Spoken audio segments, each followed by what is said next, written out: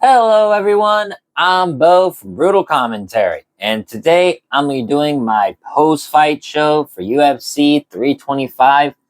Overall, I thought it was a good card. The prelims had some bangers, in my opinion. There were some good submissions on there.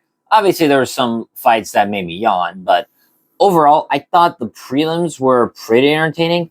Then the main card, I thought was actually pretty good. Obviously, when I get to the heavyweight fight, I'll talk about how bad it was, but I will admit I was somewhat entertained. The main event, though, Alexander Volkanovski defends his title against Diego Lopez and just further cements what I've already thought of Volkanovski. He is the greatest featherweight of all time. But of course, I'll get more in that when I talk about their fight specifically. Always got to check the mic, you know?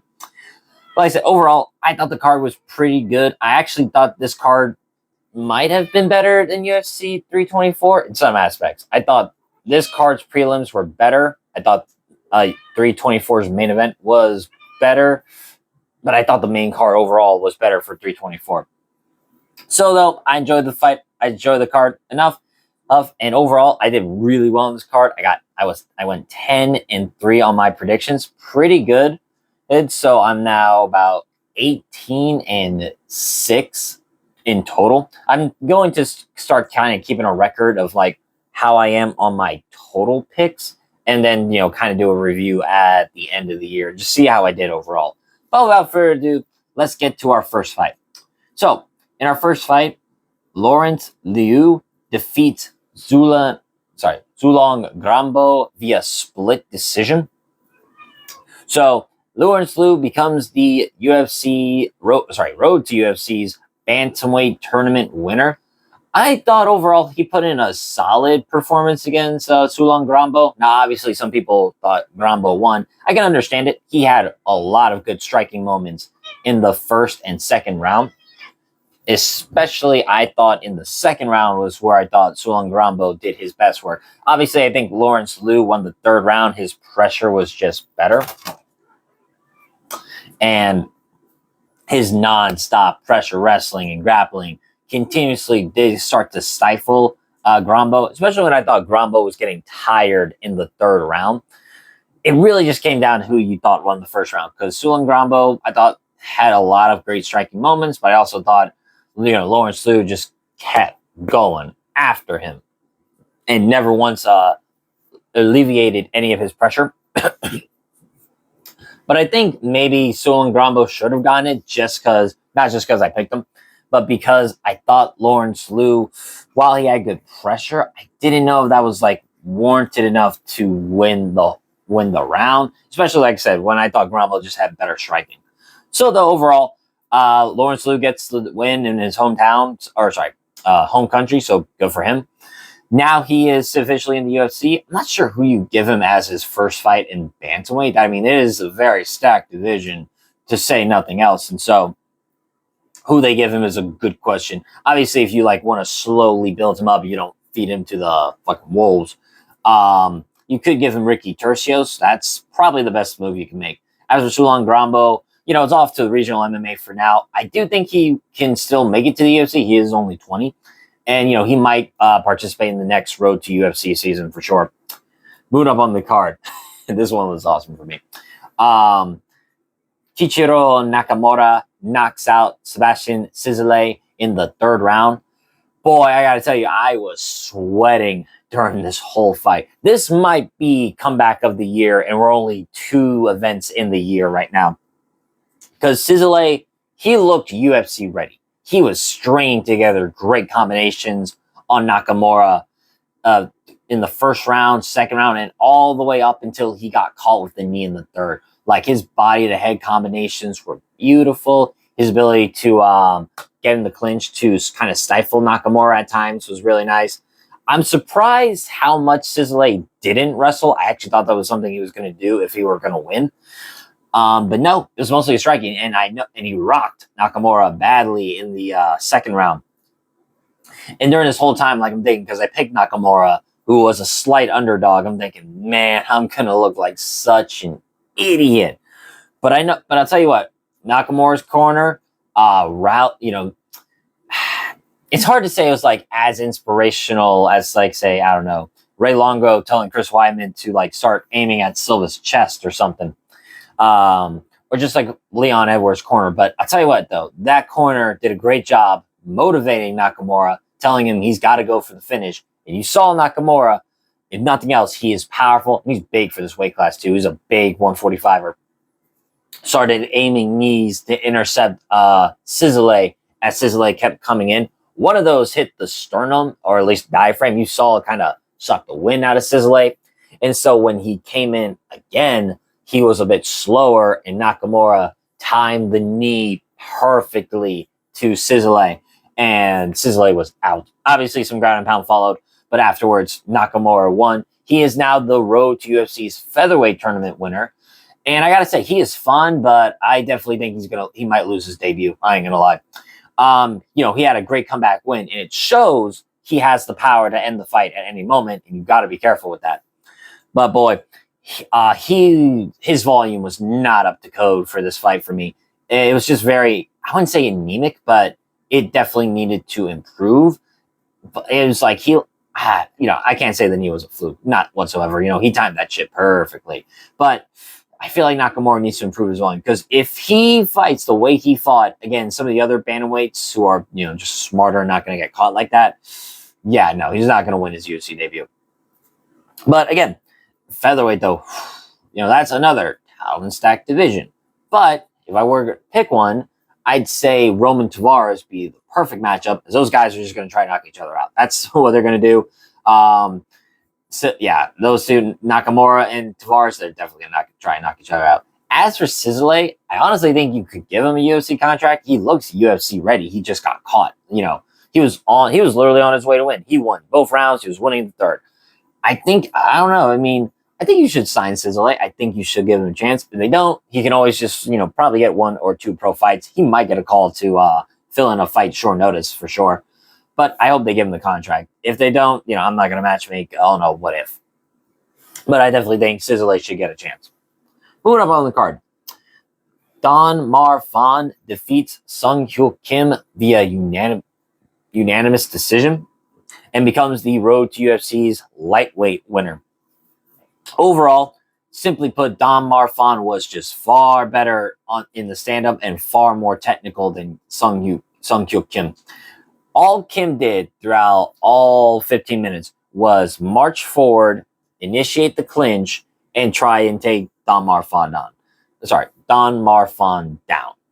Unfortunately, Fan simply had too good of balance. He was very mean in close quarters, whether it was those slashing elbows you saw him hit Kim with, or the knees or the tomahawk elbows he would throw.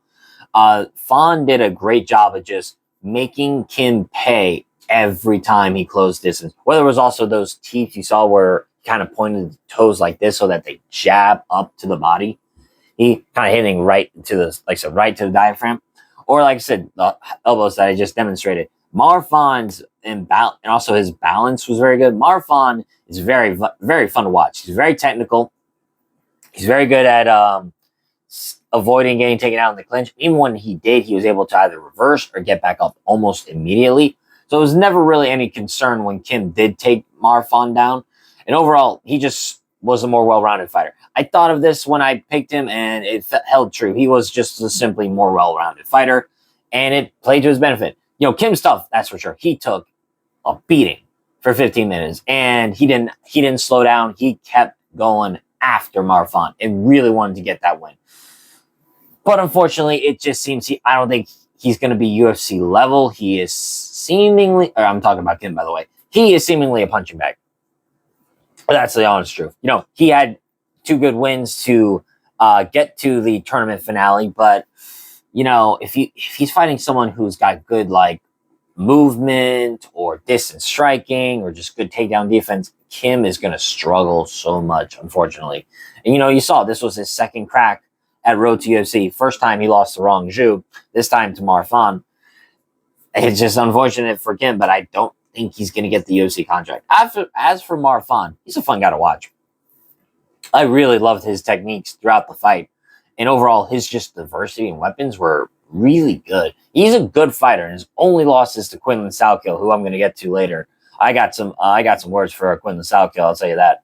I definitely have some really strong opinions of him. But for Marfan, he looked great. I don't know who. Again, matchmaking for these Road to UFC winners is very tough because all of them are in talent stacked divisions. Let me be clear. Excuse me. Lightweight to flyweight. You enter that division, you're in Shark Tank, no matter who you fight, in my opinion.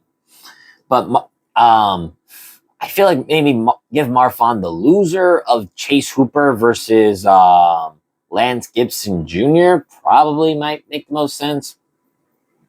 There's not, or Kyle Prepelec. Those are the only two I can think of off the top of my head. But like I said, good win for Fawn. And now we get to technically the first official UFC fight on this. And boy, what a robbery. As Khan Offley defeats Yija via majority decision. So two of the judges scored it 29-28 for Offley. One judge scored it 28-28 for 28-28, so a draw. Boy, this is the most blatant robbery I've seen in quite a few cards, to be honest. Obviously there's some split decisions that could go someone else's way and you go, I should have gone to this guy, and etc. No, this was so blatant, it was terrible. It was terrible. Obviously, so I thought Offley did win the first round. I thought he had the better grappling moments. Yija did great with, like, say, when Yija was on bottom, he used those butterfly hooks to elevate Offley. He never really let Offley settle into top position. But even then, I thought Offley was doing good in the stand-up, tagging Yija with some good right hands, especially when Yija came for that uppercut. You saw Offley kind of fire a chopping right that connected. And overall, I thought Offley did good in the first round. But then second round came and Yija put a beating on Khan Offley. I'll tell you this, when Yija was in southpaw, that left hand could not miss. He rocked Offley so many times in the first round. I am shocked that Offley was able to make it out of that second round and on to the third. He showed heart. Nothing else. Khan Offley has a lot of heart. But yeah, Yija, good diversity with his striking. Literally, there was one time Offley went for a takedown and Yija basically threw him away and just beat on him. I'm telling you, dude, that left hand could not miss even if he tried. It just kept hitting Offley so many times, busted his nose. You can see one moment he was like checking to make sure it wasn't broken. Yija was just looking great on the feet. And then round 3. Now, I can understand where some people go, well, maybe you could give it to Offley because he had some moments, especially those leg kicks to Yija, which seemed to be limping him. But even then, I thought Yija did more in round 3. I thought he still landed that left hand, which again, just, it was like that left hand was the homing missile on Offley's face. Even then, Yija's kicks, his right-handed or like right hooks, especially Yija seems to work great in southpaw. So when Yija is in southpaw, he was just tuning up Offley. Well, like I said, Offley had good moments of offense in the third round for sure. He definitely started bringing it back to him. He just wasn't able to do much. He didn't really get any other takedowns in. I thought at worst, 28-28. Because how can round 2 not be a 10-8 round? I don't understand this. How do these judges not think round 2 is a 10-8 when you nearly have the guy out of there multiple times? I'm not talking about like once and then, it comes back. I'm talking about like multiple times around. So at worst, 28-28. If you do give Offley the third, which I don't. I thought, it should have been 29-27. That's what I thought. So yeah, blatant ass robbery. It's unfortunate for Yija. Now he is 1-2 in the UFC, losing Gabriel Santos, now losing to Offley. His only win right now is Weston Wilson. But make no mistake, though, Yija is very talented. He's very good. Should have gotten this win. And I think he could win his next fight. Obviously, it depends who they give him. But I still think an upside for him. For who these two should fight next, I know they're kind of big on like two fighters coming off a loss fight each other. So maybe Yija, Muhammad Naimov could be the fight. I was thinking like Josh Kulibau, then I have to remind myself he's not in the UFC. And then neither is Ricardo Ramos, because I thought those would have been good bounce backs for Yija. But unfortunately, they're not. And I know Danny Silva's booked for something, so that wouldn't make sense either. So maybe Mohamed Naimov or Daniel Marcos might be another good idea. As for Konofsky, he's in out on a 2-fight win streak, so that is good for him. Again, I don't think he earned this win, but if nothing else, he showed heart. And I can't get mad at him for this win. I can only get mad at the judges for doing a bad job. That's how I see it. So who you give Konofsky? I don't see him going far, dude. I gotta be honest. I think some other featherweights are gonna knock him out, and it's gonna be bad. I gotta be honest. But like I said, he's coming off a win, so you gotta give him somebody. Damn. Featherweight, I don't know. Featherweight is so stacked to me. It's like, who could I give him realistically that's compelling of a challenge and not like too crazy of a jump, right? I guess he could fight Morgan Chaudrier. That might be the best test for him. I've got to be honest. That or the winner of. Do I say give him the winner of Cub Swanson, Nate the Train? I don't know about that, but Morgan Chaudrier might just be it. Moving up on the card. Jonathan McKelliff submits Oban Elliott in the second round. Boy, this one pissed me off. So, first round, Oban Elliott is looking fantastic. Specifically, his boxing was just tuning up McKelliff. McKelliff has a chin, that's for sure, because his eye, I think it was his right eye, it got cut around here, it was starting to bleed pretty good.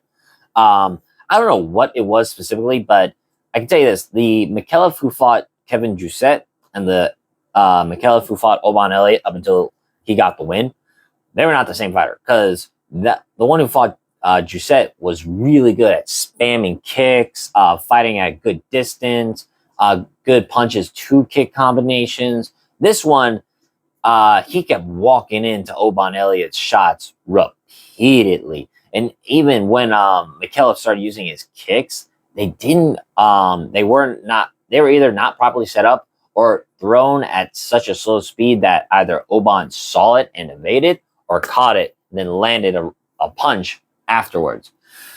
And then you saw when I saw this, McKelliff is huge for the division. He's big. And so when you saw them clinch, I was honestly shocked when Elliott at times would just kind of break away from the clinch. Or sorry, I tell you, not break away, but engage in the grappling with McKelliff in the clinch. I'm thinking, why? Why is he doing this? Because he's clearly beating him on the feet. So why on earth is Elliott, closing distance is one thing, and working body shots and closing the clinch is another. But Elliott, clearly the better striker, clearly doesn't want to go on the ground with this guy. He gets two underhooks and then doesn't break away. I just don't get it. But so he won the first round. He was winning the second round too. Same idea, right? The same strikes. Obviously, there were times Elliott would whiff on his punches, same as McKelliff. But overall, Elliott was doing the better of the boxing. And then all hell breaks loose for him as... sorry about that. McKelliff gets a body lock, sort of. He initiates the clinch, gets 2 underhooks, then he takes one of his legs, sews around Elliott's, and then basically trips him. And then from there, McKelliff works to get Oban Elliott's back. He starts cinching up the rear naked choke. And you could see Elliott was trying to fight off the hands as best he could. But McKelliff kind of had an odd angle. He was kind of to the side. So instead of being right chest to back, so he was able to kind of cinch it up while at the same time keeping his hands hidden from Elliott. And so Elliott, like I said, he tried fighting them off. He did. He truly did.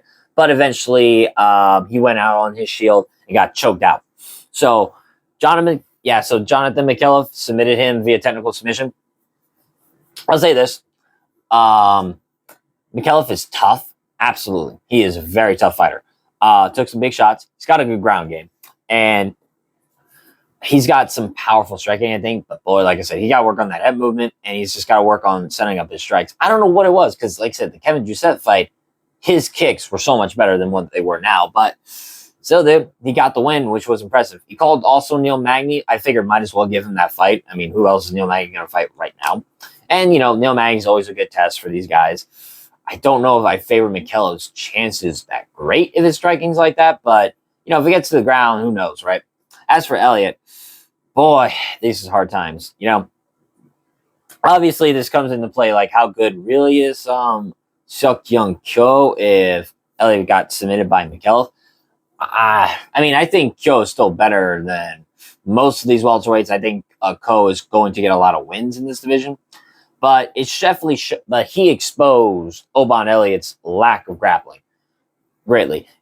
What's weird for me is though, like I thought I've seen Elliott show better grappling too. Like Preston Parsons is a good wrestler, and Elliott was able to do good work against him.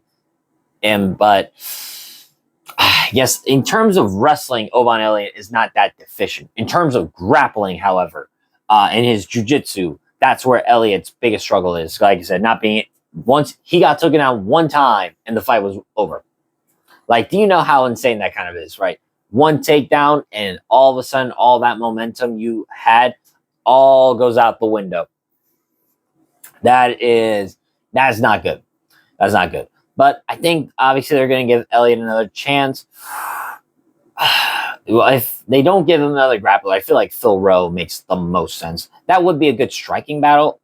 And you know what? Maybe Elliott would implement his own wrestling game. As Elliott and Phil Rowe, they're not the best wrestlers, they're not the best grapplers, but I still would favor actually Elliott's grappling over Phil Rowe. I would tell you that. So though, that was a good comeback from behind win for Mikelev, and a good submission win too. Moving up on the card, Jacob Malkoun defeats Torres Finney via unanimous decision.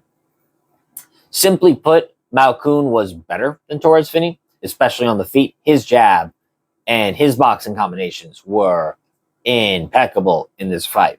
He was just tuning Finney up with that jab. Like the first round established the entire dynamic of this fight.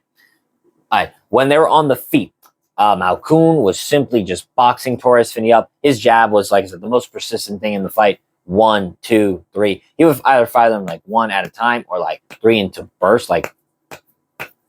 And you could see Torres Finney just did not know what to do on the feet whatsoever. Now Torres Finney had moments where he would explode because he's a good athlete and land these wide hooks. And you know what they say, right? Box a brawler, brawl a boxer. That's essentially what Finney did. He tried to brawl a boxer, and he had success when he did that.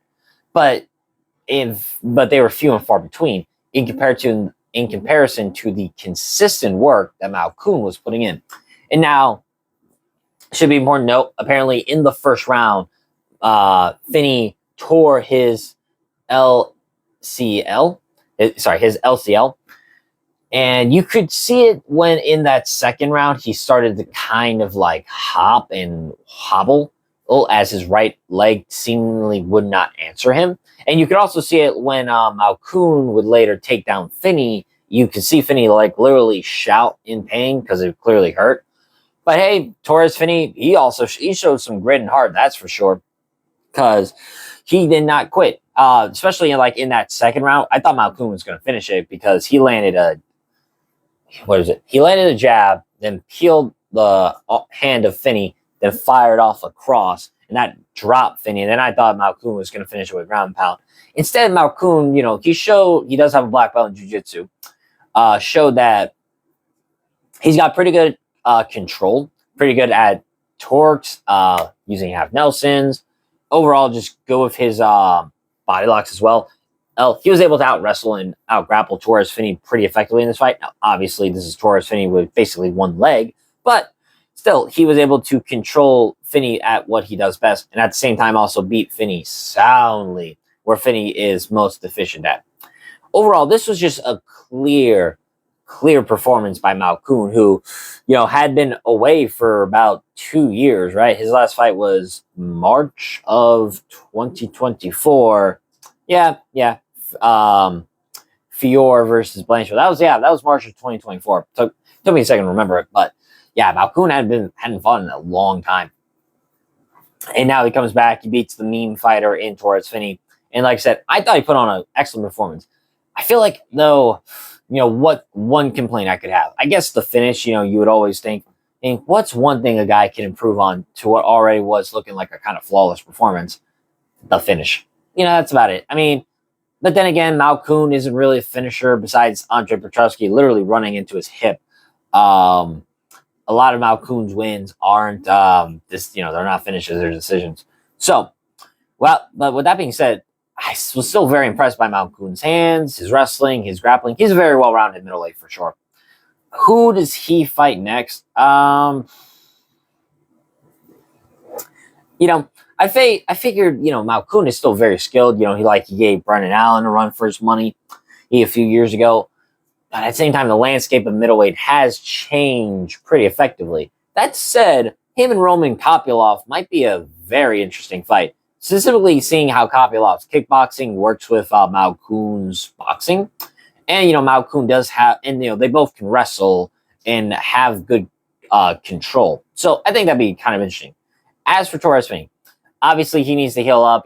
Tearing your LCL is pretty bad. But when he comes back, I think we should finally book that Azamat Bakoyev fight. Those two were supposed to fight each other last August, I believe. And, it would be a mean fight of the middleweight division for generations. The Twitters would be hilarious. But seriously, though, Azamat Bakoyev, that should be fun. Both guys are stocky, both are stocky, more wrestle-heavy middleweights, but can throw big power. Not very good with their technique, but throw big power for sure. But like I said, good win for Malkoun. Moving up on the card. Cam Rouston defeats Cody Brundage via TKO of the second round. So Cam Rouston, I had some really good positives and some negatives on his performance for me. The positives, his striking is phenomenal. Rouston has very good feints, good diversity of weapons. You can see he was hitting Brundage not just with punching combinations, but there were times he timed knees as Brundage would dip his head, and those were landing clean on Brundage's chin, too. Now, obviously, maybe it's just how the camera angle was. I thought they landed flush. They could have just hit the chest and neck area more, but still, Rouston was very good at timing whenever, like I said, Brundage would dip, and then, like I said, time the knee perfectly. And then, specifically in the second round, I would say is when Rouston started to use his feints more as his corner was telling him to. And Rouston, especially when he was able to land a combo, back off, feint, and then come back in with something else. Like, so whether it be that knee or the elbows or just right hand or hook, it didn't really matter. Rouston's striking combos and feinting ability were very nice. He's very good at using his height and reach as well. Good at corralling opponents to the fence and then from there picking them apart. And then you saw when Brundage went for a desperate takedown as he was getting rocked on the feet, because Brundage is a wrestler. You saw Rouston control him very easily. Rouston has improved for sure in his wrestling grappling since the Torres Finney loss. You saw like he used the half Nelson to sort of control Brundage and keep Brundage from like. All right, so the best way I can explain, like Brundage has Rouston's leg and he's trying to basically pivot so Rouston would end up on his bottom, like end up on his butt or on his back. But you see, Rouston used to have Nelson to kind of lift Brundage as well as keep Brundage from getting back up or establishing his base. And then from there, Rouston gets the back and then starts landing ground and pound with impunity. Eventually, he just gets the TKO. The referee had to stop it. As you can see, Brundage defending the shots, and then slowly his posture just started to fall, and he was just basically more or less going in and out of consciousness, what it looked like to me. So, great win by Cam Rouston. I have one issue, though. It's kind of how some of his defense. So, you could see Brundage at times would get cornered into the cage and then explode with overhands, left and right overhands. Sorry about that. And while most of them weren't the most effective, you see Rouston kind of anticipate some of them and block. One problem I have is more so his defensive movement.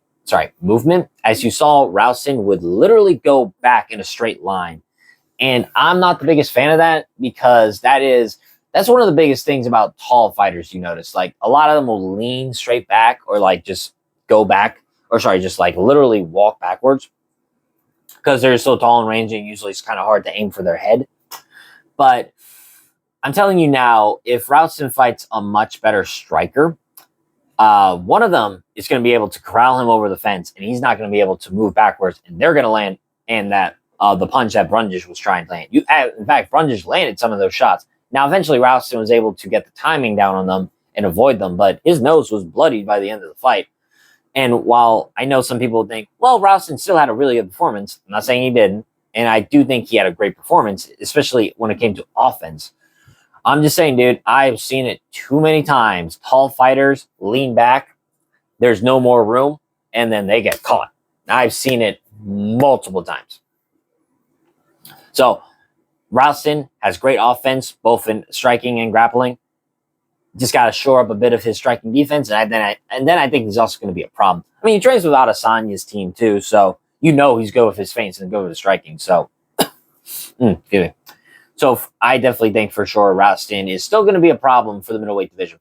Though, you know, beating Andre Petrowski, now beating Cody Brundage, these are good wins, and I definitely think he should move up the ladder. But I don't think, you know, give him a crazy jump in competition. Someone like a Cesar Almeida makes sense, or the winner of Marc-Andre Barrios and Mikhail Alexiejczuk also makes sense for Ralston, I think. So, the good win. Cody Brundage, I think this might be it for him. They might give him his walking papers. I mean, he's 11-8 after this fight, and you know he has like one win in his last 5. And that was to Julian Marquez, who's no longer in the UFC. I think this might be the end of Brundage's UFC career. Unfortunate, but the guy has a lot of fun moments. I'll say that for sure. Moving up on the card. In our featured prelim, Billy Elikana submits Junior Tafa in the second round via rear naked choke. It's funny to me. It's 2026. MMA's been around for a while.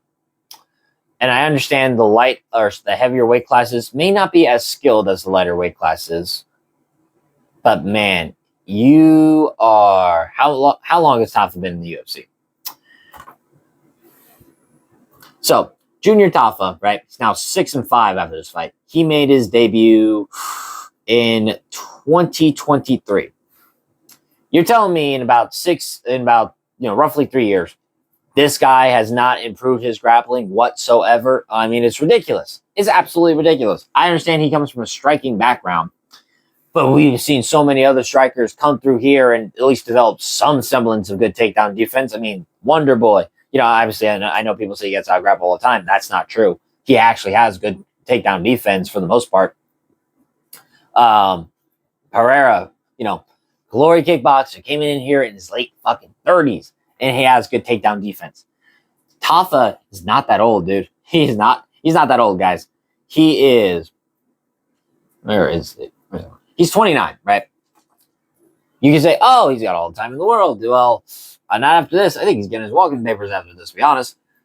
It's just insane to me how little his takedown defense, his grappling defense, and his get-up ability have improved, which is basically to say none.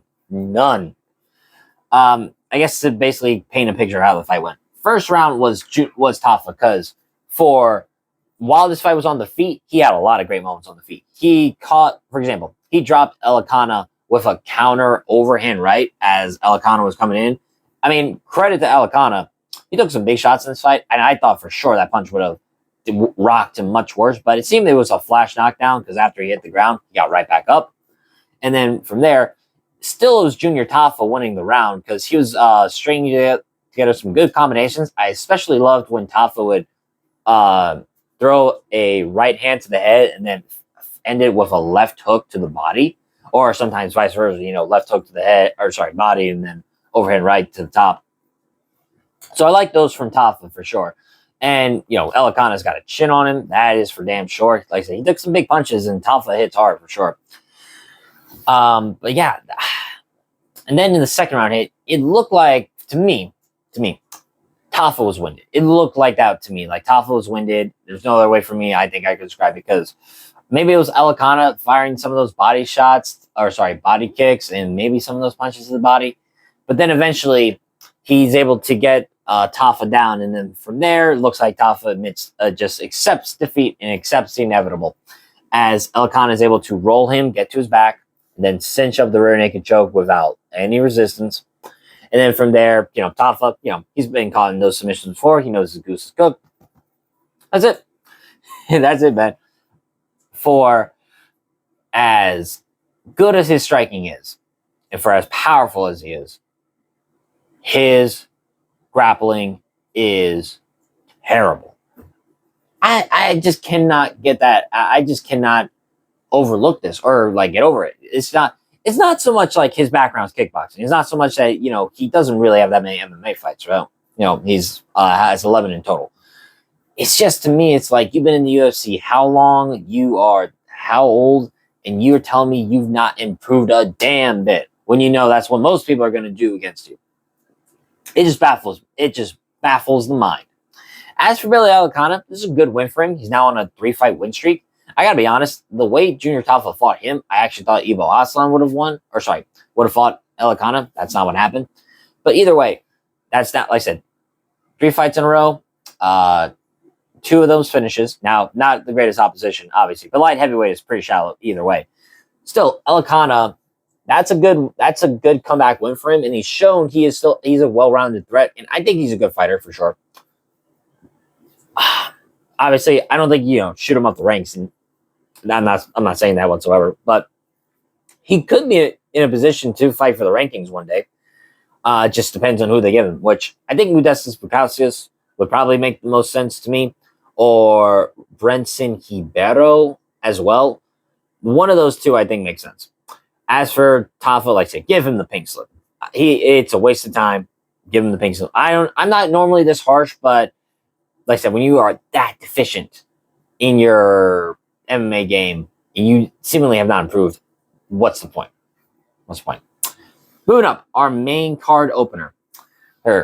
Quinlan Salkeld walked right through Jimmy Malarkey to get a now you read it says rear naked choke. Really, it was a neck crank is really what the submission was.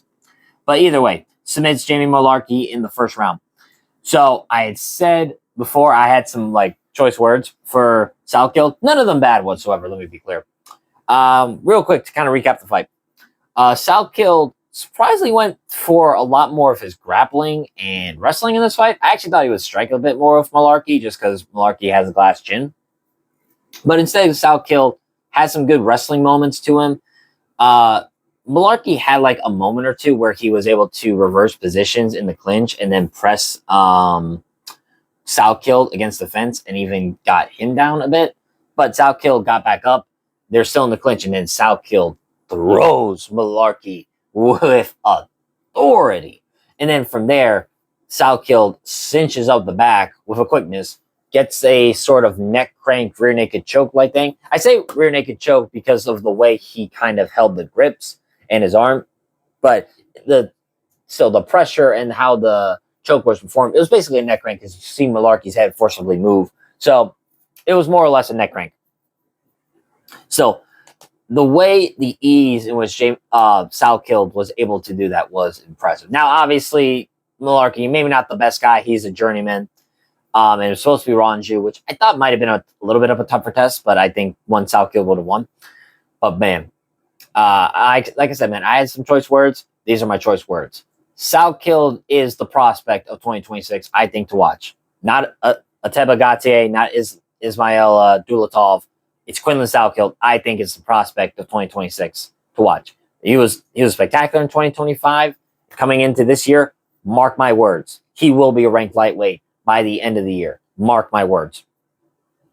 I know he might have to fight someone on short notice. He might fight now. He wants to be active. He wants to fight like the 15th ranked guy, which is Razi Ham. I personally actually don't want that fight. Not yet, because they're both very skilled lightweights. They're both pretty newer in the division. Why have these two rising fighters fight each other when you have plenty of these old guard lightweights that, been around for a while? I think it's time for new blood. So, like I said, mark my words. Quinlan Salkeld is going to be a ranked contender. In fact, I actually think he should fight a ranked contender at this point. 4 wins, 3 finishes, spectacular finishes at that. I mean, you beat Nasrat Haqparast, I thought automatically, dude, that might get him against number 15 or 14 ranked guy. Obviously, It makes sense that he didn't fight one yet, but dude, he's got the goods. He is so dangerous. He's got such a good toolkit of finishes, whether it's knockout or submission, it does not matter. He can finish the fight anywhere. He's pretty composed. He's got really good technique, and he's got the physical tools in this division too. He is the complete package, in my opinion. He's the goods. That's all I can really say about this guy. He is the goods. And I think he should get a ranked contender. I think he should fight Beneil Dariush. Hell, I would think he not. I think he chins Beneil Dariush too. Now, obviously, maybe that's a bigger jump than what I think he's going to get. He might fight one more unranked contender, and then if he beats that guy, then, obviously the rankings. But if he were to fight one more unranked fighter, either Grant Dawson, coming off a loss, but a former top 15 guy, or Drew Dober for fun. Just a fun fight with Drew Dober. I was thinking of Mateusz Rebecki, but I don't know how much longer that guy's going to have to heal because, that guy's been through some wars. As for Malarkey, that was a tough loss, unfortunately. I don't know if this gets him his walking papers because he did do the UFC a favor taking this on short notice. And he was coming off a win to Ronaldo Bedoya before. So this might not actually cut Malarkey. But if they were to give him someone else, maybe the winner of Daniel Zellhuber and Bobby Green might be the best pick. So prospect, dude. Quinton Salka is my prospect to watch out for. Moving up on the card. Oh boy, this is so fun. Talison Teixeira defeats Tai Tuivasa via unanimous decision, 29-28 across the board. That makes sense. What do I even say about this fight, really? So I thought Teixeira showed some wrinkles in his game we had not seen before, which is good. He wrestled with Tai Tuivasa, which, didn't make the fight super exciting, but it was a smart move. I mean, Tai's grappling is, god-awful. There's no other way to describe that. There's no other way for me to describe Tai's grappling other than god-awful.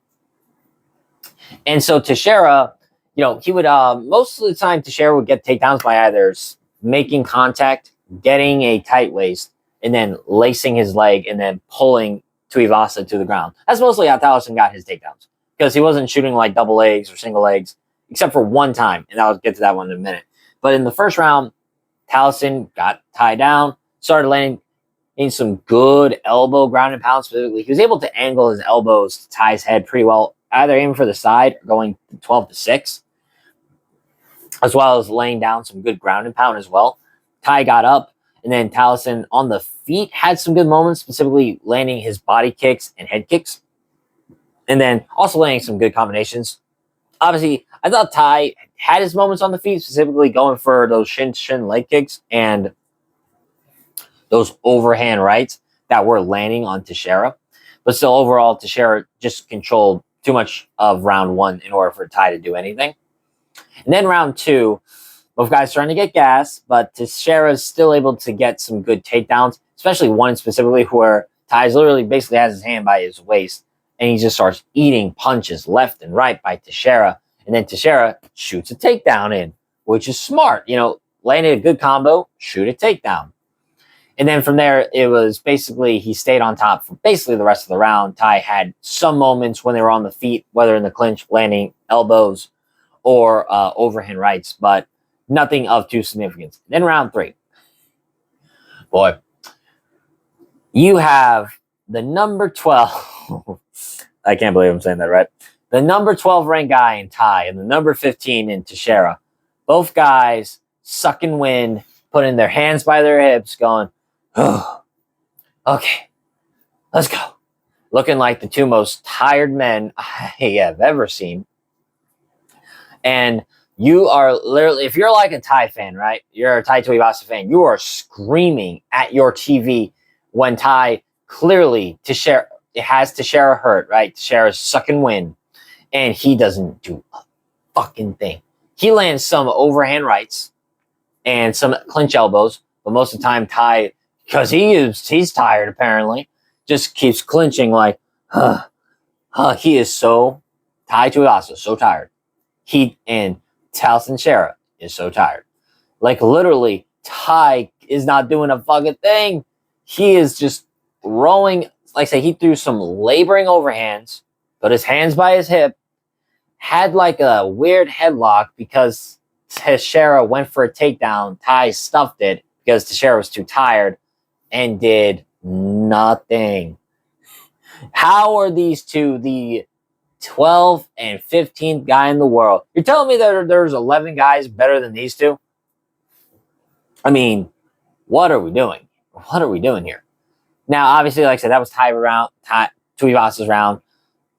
He's now 0-6. His last win was February of 2022 when he beat Derek Lewis. He has not won a fight since.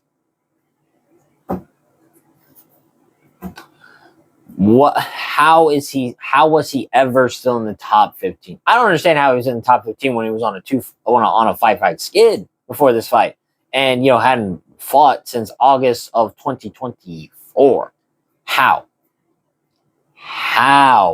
did Tai Tuivasa stay in the rank? I don't know. Obviously, he was a fan favorite because the knockouts were fun, the shoey was fun, and all that stuff. But he hadn't won since then, and then also these fights just started to progressively get worse and worse for him.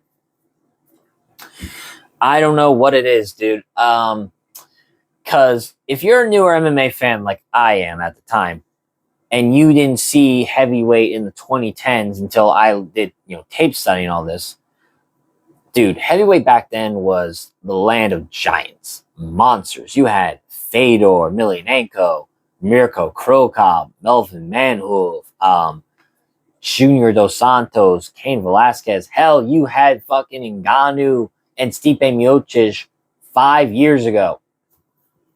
Well, a little more than that, but still. Well, a little less than that, but still. You had kings. You had the men. You had the men amongst men in that division. And now you have a really a blob sucking wind. What happened? Like, they got to get some more talent in this. Like, Josh Hockett is a good prospect for the heavyweight division. And I actually have some high expectations because Hockett is not fat. He's actually kind of in good shape. I know they recently signed the former Glory heavyweight kickboxing champion. I know Waldo Cortez-Acosta is doing some good work. But, man, we gotta fill this division up with some more prospects, dude. Like, there's some good, like I said, there's some prospects I have my eye on, right? Like Mario Pinto is another example. He's a heavyweight I'm actually keeping my eye on because he's actually well-rounded and he seems like good and technically skilled. But him, Josh Hockett, and some other heavyweight prospects like Gable Stevenson, dude, they are a dime a dozen right now. We need more talent. Simple as that. Luke Thomas was talking about it. I'm not going to be the first to tell you. We need some more talent. We need Francis Ngannou back in this thing. We need to, redo this whole heavyweight division because it is terrible right now. Unless you're the top, 6 or so, roughly all these guys are the same. But once you get to, like Jonathan Almeida and onward, it's actually fun. Heavyweight division is actually skilled. But boy, does it fall off a cliff in talent when we go past, whoever's ranked 8th, which is Derek Lewis. So who's these two should fight next? I think Tai Tuivasa should be cut and do dirty boxing at this point. That's just seemingly what should be done with him. Who do they give him? In fact, do we really let a guy on a 6-fight skid continue in the UFC? Now, I know they did for Tony Ferguson, but I thought Tony Ferguson was more of a name than Tai Tuivasa. Now, all right, so let's say this. If Tai Tuivasa is still in the UFC, he's got to fight someone unranked. He has to. He's not skilled to take on the top 15. He's no longer that skilled. So you got to give him some unranked heavyweight at that point. At that point, you could give him Johanna Diniz, fun strikers battle, or maybe the winner of Vitor Petrino, Stephen Asplin. Those make sense. But I think he should do dirty boxing at this point. Towson Teixeira, probably Mick Harkin, I'd say would probably make the most sense for him. I can't really, or Shamil Ghazi, one of the two. So I want to move on. I want to move on this way. This one brought a smile to my face, though. Moving up, Marcinho Hufi knocks out Rafael Fiziev in the 2nd round. Boy, that put a smile on my face. I think this was the hardest fight for me to predict. I said it on my prediction video, and this was maybe more picking with my heart than picking with my brain because I'm a huge fan of the fighting nerds, and I don't really pick against them, ever. So, For Hoofy, who's coming off a bad loss to BSD, which granted, we'll get to him in a minute, and how good is BSD really? The fact that I'm picking Hoofy, who more or less maybe shouldn't have gotten this shot against another person ranked above him, and a very good striker in Rafael Vaziev, who's fought the cream of the crop. This was a bit nerve-wracking for me. I won't lie. I was a bit nervous that, like, man, I'm going to look like a fool, like I thought with Nakamura. But, man, if you do not give Hoofy any sort of threat of the takedown, and I know Rafael shot at least one takedown, didn't really succeed.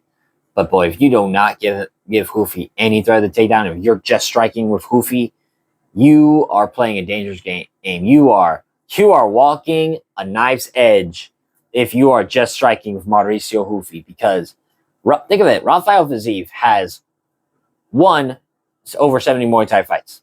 2, he's literally the Muay Thai instructor for Tiger MMA in Thailand. He's literally one of their instructors. And 3, this guy had taken some major hits before. Like, he literally fought 2 times with Gaethje and didn't get knocked out. And he's fought some other really good strikers as well. The fact that Mauricio Hoofy put him down. Now, granted, Vaziv's been knocked out before. He did lose his debut. This was back in 2019, though. He lost his debut by knockout. And that, like I said, that was back in 2019. He hadn't been knocked out in 5 years, or maybe closer to 4, because, obviously. But you get my point. The way the fight went, too, it might not have been the most fun for some people. If you're looking for a striking battle with like constant movement, constant combos, this wasn't it. This was a chess match, pure and simple. As Hoofy was staying at range, doing his style, his McGregor style, hands by the hip, and mostly using his head movement, while Vaziev was keeping good, compact form. His leg kicks specifically and his body kicks were the best shots Vaziev was landing on Hoofy. As you saw, I think it was the left leg of Hoofy, like the calf specifically, it was getting so swollen and red. It was looking pretty bad. And those body kicks, like I said, Vaziev were landing was nice. But man, Hoofy's shot selection and his boxing were so good. Hoofy does a great job of turning with his hip, never his shoulder. You see it, Hoofy, when he throws the right hand, he'll twist the hip and then fire off the punch straight. He never really rotates his shoulder that much. Or like when he landed the rear head kick and then landed the same side punch. That seems to get a lot of guys in MMA. You throw a kick and then you throw the same side punch. That seems to get a lot of guys for one reason or another. I guess because most fighters don't expect it. You're taught, in basic striking, right? You're taught whatever strike you throw with your left side, you're going to follow up with your right side then. So that might explain it. But still, more specifically with the finishing sequence, you could see Hoofy starting to feint more, starting to get more loose. He starts to kind of feint a jab. Vaziev reacts, and then Hoofy fires a piston right hand. Once, that really rocks Vaziev. He lands it again as Vaziev is moving backwards. And then from there, Hoofy has Vaziev on deer legs. Now, credit Vaziev is tough. He tried to get his wits about him. He tried to fight back. Well, not fight back, but try to survive because the round was almost over. But Hoofy's killer instinct so good. His accuracy is so good. And he was just able to eventually finish off Vaziev in the second round. About literally 30 seconds left of round 2. I gotta be honest, of all the guys who won on this card, I think this was the most important win, in my opinion. Because Hoofy, like I say, he was coming off a bad loss to BSD. He, realistically, maybe shouldn't have gotten this shot. He should have probably fought against an unranked fighter. And he was fighting against another equally very skilled opponent. And he was able to, I wouldn't say it was a shutout. Both guys had their moments. Both are talented strikers. But the fact that he was able to finish Rafael Vaziev, like I said, a guy who has fought Gaethje twice, Gamrot, RDA, Moicano, he's fought the cream of the crop. And the fact that Hoofy was able to beat him and knock him out speaks volume to how good of a striker Hoofy is. Like I said, if you don't give him any threat of the takedown, you are on a knife's edge because his striking is some of the best in the division. And his powers, too. I had said before, I thought Hoofy was the harder shot-for-shot hitter, and he proved it. He lived up to his name, one shot. He hits harder. That's just simple fact. And I just think this really rejuvenized his career and brought back some of the hype to him, as well as like the fighting nerves, right? They were coming in 2026, all but Carlos Prates coming off a loss, and Gene Silva got a win against Allen. Now Hoofy gets a big win over Fiziev. Dude, say what you want about the fighting nerds, but their highlight reel altogether is spectacular. It's spectacular. Now, who do they fight next? For Hoofy, you still gotta like see if he's worked on the ground game. So you could give him Mateos Gamrot. Be a tough matchup, but I think he can win it because Gamrot is a bit chinny. And if not him, if you just want to do a pure striking battle, maybe Dan Hooker, considering Dan Hooker's coming off the loss, they might do that. Or maybe Manuel Torres. That'd be a fun fight. For Fiziev, I've heard some people say he should go down the featherweight. I'm not sure if I agree with this because, he's a pretty compact ball of muscle for 155. I'm not sure he could do that at 145, to be honest. If he could, there's some fun fights for him at featherweight for sure. Like maybe let's say maybe they give him the winner of Josh Emmett versus Kevin Vachejos. That could be it. Now, if he stays at 155, he might have to defend his ranking against an unranked guy. He might fight Dan Hooker. Who knows? Or he could fight Faraz Yam. I'd be very intrigued by that fight too. As Fiziev would be the best striker Faraz Yam has ever fought, and best opponent, obviously. So there's some options for Fiziev. I don't think he's out of it yet, but still, that was a great win by Hoofy. Moving up, our co-main event. Benoit Saint-Denis defeats Dan Hooker via TKO of round number 2. Boy, this was a BSD fight if I've ever seen one. First round, Dan Hooker did, I thought, a spectacular job of aiming body kicks at Benoit. And even when Benoit was able to close distance and create contact and go for his takedowns, you saw Hooker, he's very good at defending the takedowns by threatening with like a ninja choke or a high elbow guillotine. And while he didn't do this against Sarukian, he was definitely doing it in this fight. And you saw it against the Gamrot fight. When Hooker goes for these guillotines, he's not necessarily doing it to actually get the submission. He's doing it so that the grappler is forced to break the submission in order not to get submitted. That it gives Hooker a chance to let go and create separation and get back on the feet. And while they were on the feet, Hooker was clearly the more technical guy and had the better shot selection too, because like I said, he was aiming body kick after body kick. And you saw Benoit start to really get affected by those. He didn't like those whatsoever. So Benoit just basically went into war mode, and he just started to rush Dan Hooker. Little defense. You could see it. Benoit was getting tagged repeatedly in the face, but he was also tagging Hooker. And then once it got to the ground, oh my God, Benoit was just so much better on the ground than Hooker. It was not even close. The way he was able to move Dan Hooker just basically wherever he wanted really didn't help. But I still thought Hooker won the first round because he had the better moments on the feet. And, he had hurt Benoit repeatedly on the feet. And Benoit didn't really do much for it. Actually, I take it back. He did get a nice cut with the elbows by the end of the first, but I still thought Hooker did enough. And then the second round hit. And it takes not even 30 seconds for Benoit to full-on bull rush him and immediately go for another takedown. Now, I don't know if Hooker actually really wanted to go for this takedown or if it was simply a byproduct of just, making a miscalculation with the pressure. But eventually he Hooker goes for a sort of trip on Benoit, but Benoit is able to keep hold of the wizard and then turn and get on top of Hooker. And then from there, it was BSD's world, dude. He was either going in full mount, landing ground and pound, going to the arm triangle. And while, the arm triangle was tight, it wasn't tight enough. You can see Hooker had some room to breathe. He was able to answer the telephone or hook his knee to alleviate some of the pressure. But still, Benoit, his grappling, he may not be the most technical on the feet, and even sure as hell does have some defensive flaws constantly on the feet. But damn, dude, if his grappling is not suffocating, and if he's not a mauler, because like I said, he just kept twisting arm triangle, mount, arm triangle, mount. And then eventually he just sticks to the mount, and then from there just goes to town on Dan Hooker. At 12-6 elbows, nice ground and pound.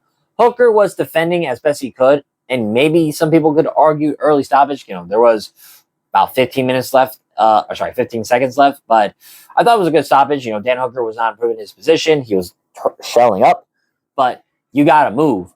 You got to move in order for the ref not to stop the fight, and Hooker didn't move. And so now Benoit gets, I would argue, the best win of his career.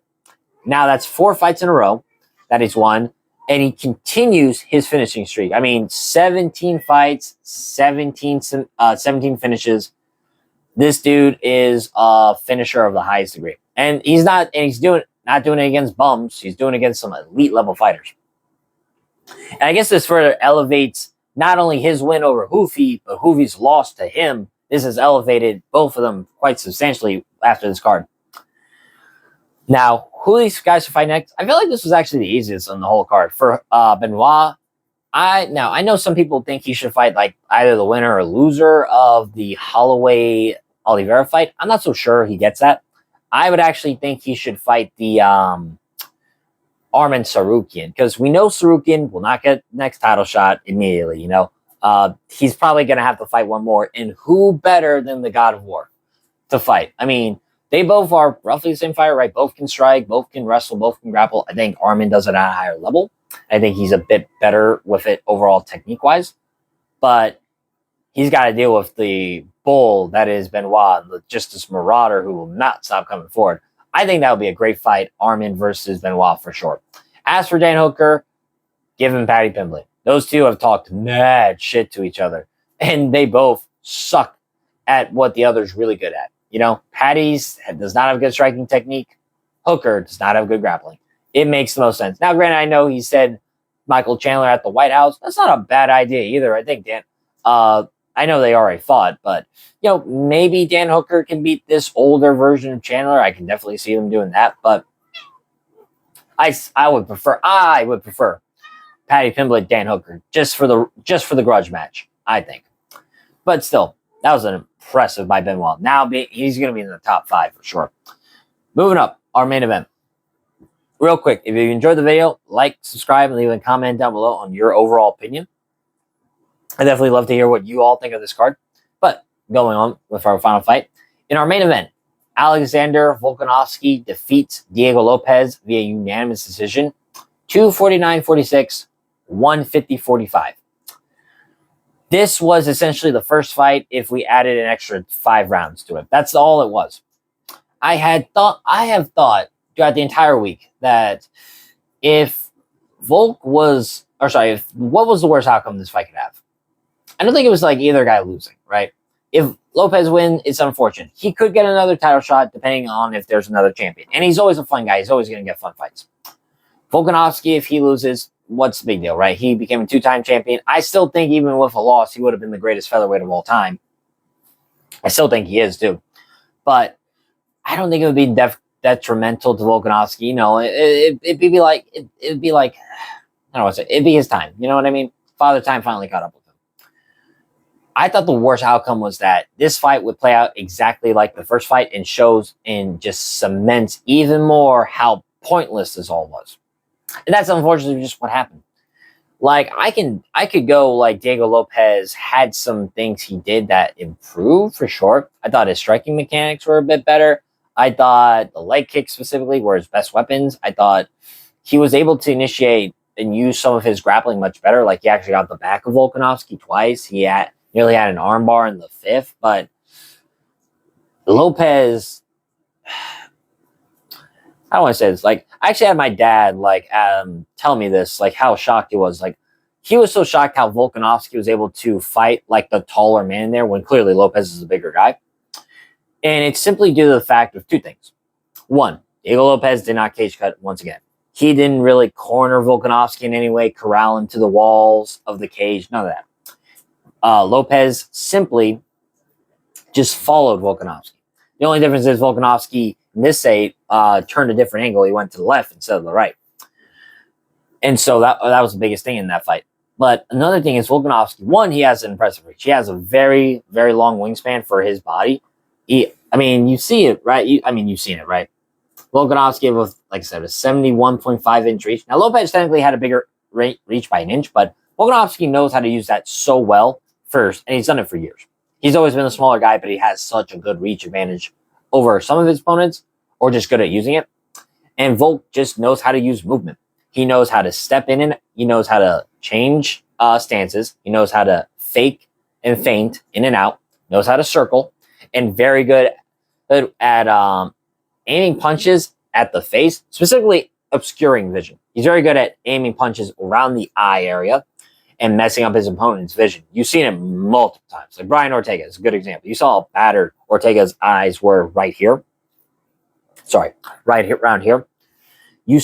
Or the Holloway fight or the Korean Zombie fight. It does not matter.